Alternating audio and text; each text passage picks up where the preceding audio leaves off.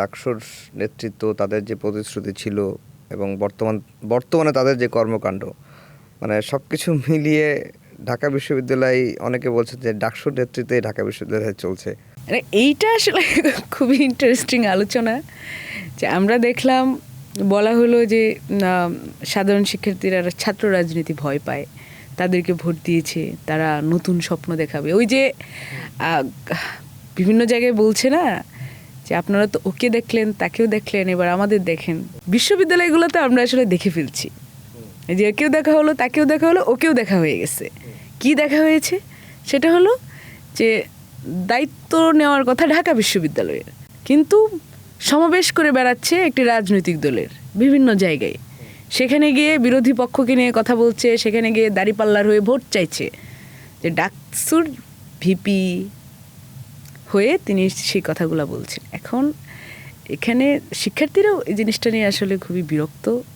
তারাও তো এই স্বপ্ন দেখে বা ভোট কলঙ্কিত এবং প্রশ্নবিদ্ধ সেই ডাকসু, ইঞ্জিনিয়ারিং করে সেই ডাকসু তৈরি করা হয়েছে, কিন্তু তারপরেও কিছু মানুষ তো ভোট দিয়েছে। তো সেই ভোটাররা কিন্তু বিরক্ত যে এগুলো কী হচ্ছে, এটা তো হওয়ার কথা ছিল না। যে ঢাকা বিশ্ববিদ্যালয় ভূমিকম্পের যে বড় ভূমিকম্পটি হলো, এরপর থেকে ঢাকা বিশ্ববিদ্যালয় বন্ধ, এখানে কোনো কার্যক্রম চলছে না। আমরা দেখি যে প্রতি বছরই কিন্তু 16 ডিসেম্বর বিজয়ের মাসটাকে আসলে ঢাকা বিশ্ববিদ্যালয়ে বিশেষভাবে উদযাপন করা হয়। তো আমরা দেখলাম আসলে তারা যে মতাদর্শী, যে চিন্তার মানুষ, তারা আসলে সেই জিনিসগুলোই বারবার সেভাবে কিন্তু তারা গ্রাউন্ড তৈরি করছে। তারা বিতর্কিত মন্তব্য করছে 14 ডিসেম্বর বুদ্ধিজীবী দিবসকে নিয়ে, এবং খুবই দুঃখজনক ঘটনা এগুলো। ছাত্র শিবির তো জামাত ইসলামের একটি ছাত্র সংগঠন, যদিও তারা বলে না যে তারা লেজুর ভিত্তিক রাজনীতি তারা করে না, এটা তারা বলে। তো এটা তো ওপেন সিক্রেট যে ছাত্র শিবির জামাত ইসলামের না, এটাই তো সত্য। মানে এখন ডাকসুর ভিপি সে ছাত্র শিবিরের একটি সম্পাদকীয় পদের নেতা, সে দাঁড়িপাল্লার ভোট চাচ্ছে গিয়ে একটি সমাবেশে। এটা প্রমাণ করার তো কিছু নেই। হ্যাঁ, মানে তাহলে এটা দোষের কি?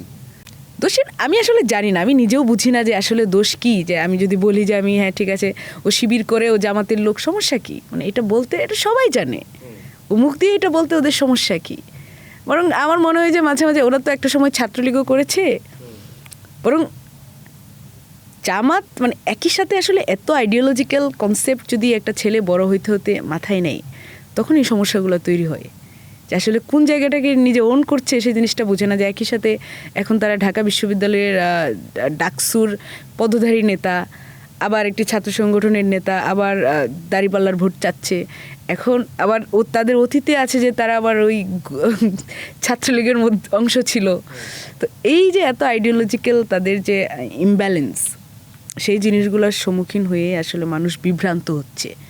বিশেষ করে তারা যেই অংশগুলোতে বেলং করে, যে তারা ঢাকা বিশ্ববিদ্যালয়ের শিক্ষার্থীদের কাছে বেলং করে, সেখানে শিক্ষার্থীরা বিভ্রান্ত হচ্ছে যে আসলে এগুলা কি হচ্ছে।